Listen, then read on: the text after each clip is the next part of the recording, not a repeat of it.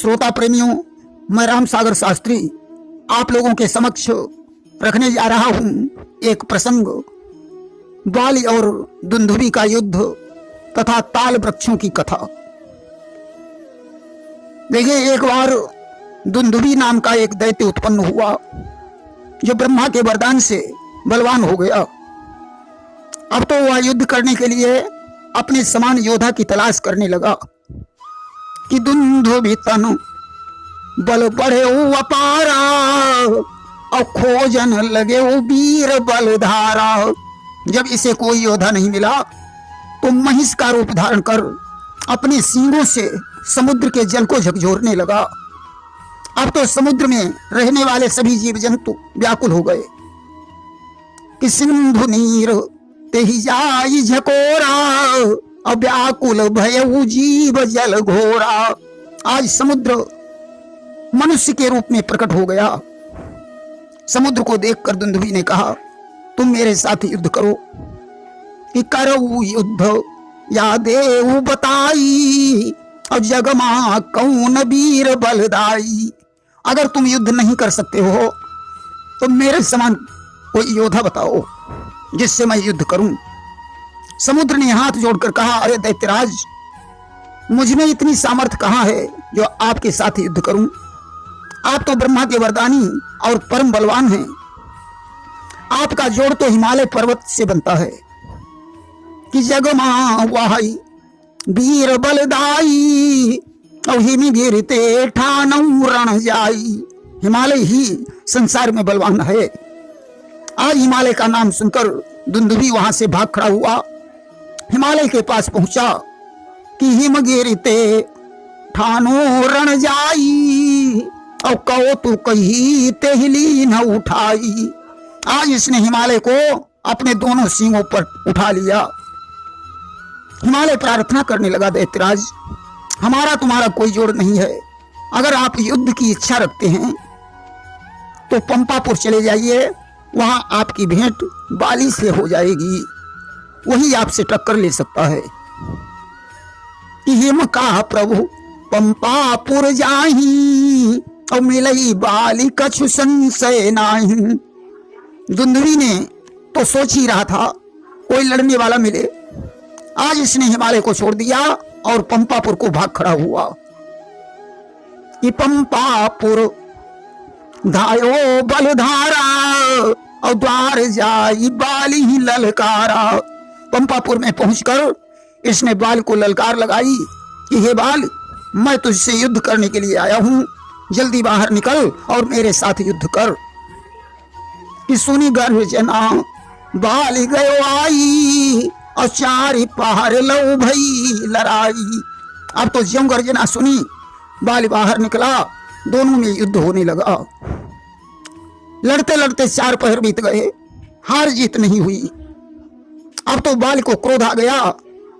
उसने उसको पकड़कर जमीन पर पटक दिया कि अब निमाही तेहि बाली पछारा और पकड़ी पाऊं कीन्हे दुई फारा। बाली ने उसके पैर पकड़कर बीच से आधा आधा कर दिया। एक फार उठाई उसने उत्तर की दिशा में फेंक दी और दूसरी फार उठाकर दक्षिण की ओर फेंक दी। कि एक उत्तर एक दक्षिण ओरी और फेंकी फार बाली बड़ जोरी। सजनों, वह फार जाकर मतंग ऋषि के आश्रम पर गिरी। मुनि मतंग के आश्रम जाई गिरी फार ऋषि उठे रिसाई। जब वह फार गिरी, मतंग ऋषि ने योग बल से जान लिया इस फार को बाली ने फेंका है। आज उन्होंने श्राप दे दिया कि दीन श्राप मम आश्रम आई है और तुरंत ही बाली भस्म हुई जई है। अगर बाल हमारे आश्रम के निकट आया तो तुरंत ही जलकर भस्म हो जाएगा। और जो एक बाण के द्वारा ही यह अस्थि समूह ढा देगा, यह भी एक श्राप हमारा है, बाली को वही मारेगा। दुंदुभी के अस्थि समूह को जो एक बाण से ढा देगा वही बाल को मारने में समर्थ होगा। यह मेरा दूसरा श्राप है। सज्जनों, देखिए, जब मैदानव के पुत्र मायावी के साथ युद्ध करने के लिए बाली गया था तो साथ में सुग्रीव भी था। मायावी एक गुफा में घुस गया। सुग्रीव से बाली ने कहा, तुम यहीं ठहरो, मैं इसे मारकर वापस आता हूं। 15 दिन तक तुम मेरी रास्ता देखना, अगर मैं वापस नहीं आऊं तो समझ लेना बाली मारा गया। उसे मारने में बाली को 15 दिन से अधिक समय लग गया। एक दिन गुफा से खून की धार निकली। सुग्रीव ने विचार किया, मालूम पड़ता है मायावी ने मेरे भाई बाल को मार डाला है, अब वो आकर मुझे भी मार डालेगा। उसने गुफा के मुंह में एक शिला लगा दी और घर लौट आया। उधर मायावी को मारकर बाली जब घर लौटा तो क्रोधावेश में उसने उसकी पत्नी छीन ली और घर से बाहर निकाल दिया। सुग्रीव ने बाली के भय से इसीलिए किष्किंधा पर्वत पर अपनी झोपड़ी बनवाई, क्योंकि वह जानता था यदि बाली यहां आएगा तो मतंग ऋषि के श्राप से वह तुरंत भस्म हो जाएगा। फिर भी सुग्रीव वहां भयभीत रहता था। सज्जनों, एक दिन की बात है, बाली भ्रमण करते करते ताल वन में पहुंच गया। वहां उसने पके हुए ताड़ के फल देखे। उसने 7 फल तोड़ लिए और उन्हें हाथ में पकड़े हुए पंपा सरोवर पर पहुंचा। बाली ने विचार किया, पहले स्नान करके इष्ट देव का ध्यान कर लिया जाए, इसके बाद इन फलों को खाएंगे। आज वे फल उसने सरोवर के तट पर रख दिए और स्नान करने चला गया कि तट पर रख उन फलों को लगा करने स्नान, तभी अचानक घट गई घटना एक महान। तभी अचानक एक घटना घटित हो गई कि इष्ट देव के ध्यान में था उसका अनुराग। इधर फलों पर कहीं से आ बैठा एक नाग। उधर तो बाली स्नान करके इष्ट देव का ध्यान करने लगा और इधर कहीं से एक सर्प आ गया, वह उन फलों के ऊपर बैठ गया। कि स्नान ध्यान से निवृत्त हो जब बाली लौट कर आया है, सोचा लाओ अब फल खा लें, तो सर्प देख चकराया है। स्नान ध्यान से निवृत्त होकर बाली ने फलों को खाने का विचार किया। जब उसने फलों की तरफ नजर डाली, देखा एक तक्षक उन फलों के ऊपर बैठा है। सर्प को देखकर बाली को क्रोध आ गया कि क्रोधातुर होकर बोल उठा, भोजन खराब कर डाला है, हे तक्षक इतना याद रहे, अब बालीराज से पाला है।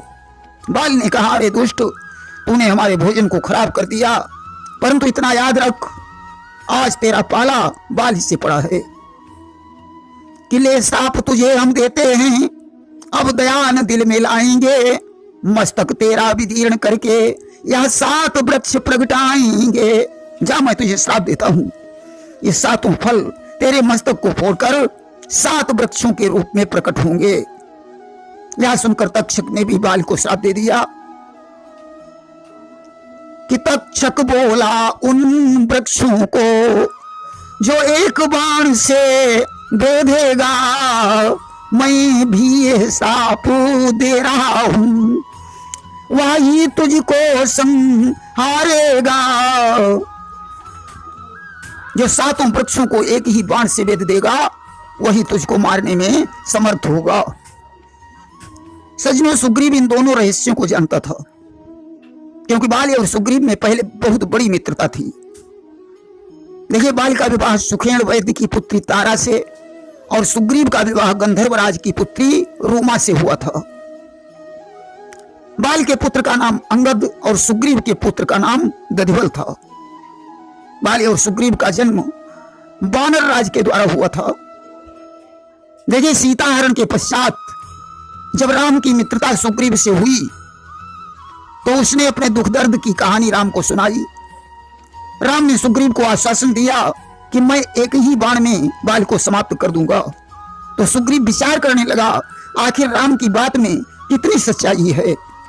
तब उसने दुंदुभी के अष्ट समूह और ताल के वृक्षों को दिखाया और कहने लगा, अगर आप सत्य कह रहे हैं तो एक ही बाण में दुंदुभी के अष्ट समूह और 7 ताल वृक्षों को ढहा दीजिए। कि दुंदुभी अस्थि ताल दिख रहा है, अभी न प्रयास रघुनाथ ढाए।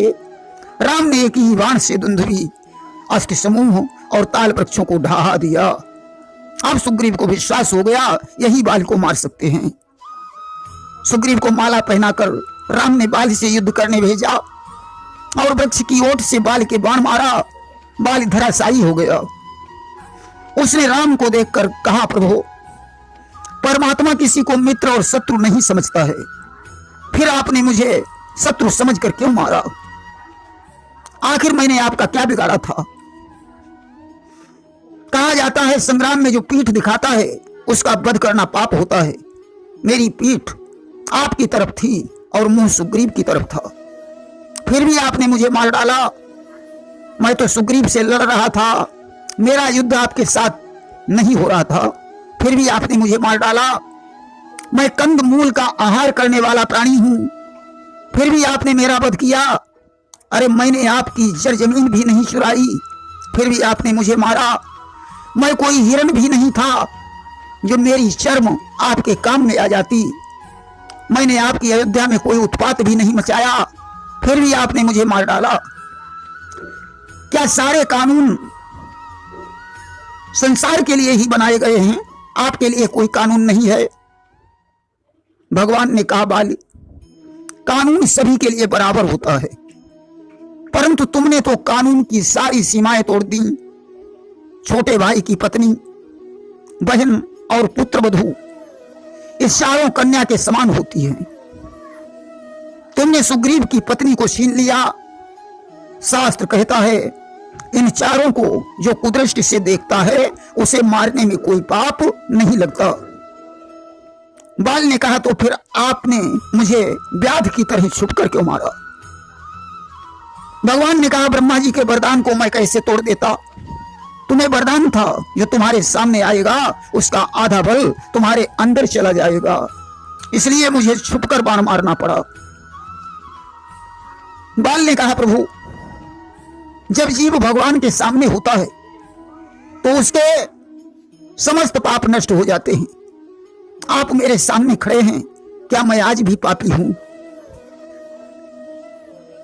भगवान ने कहा, नहीं बाल, तुम स्वर्ग के ही अधिकारी हो, अगर चाहो तो मैं तुम्हें जीवित कर सकता हूं। बाल ने कहा, नहीं नाथ, ऐसा संयोग तो बड़ी मुश्किल से प्राप्त होता है, मैं इस संयोग को खोना नहीं चाहता हूं।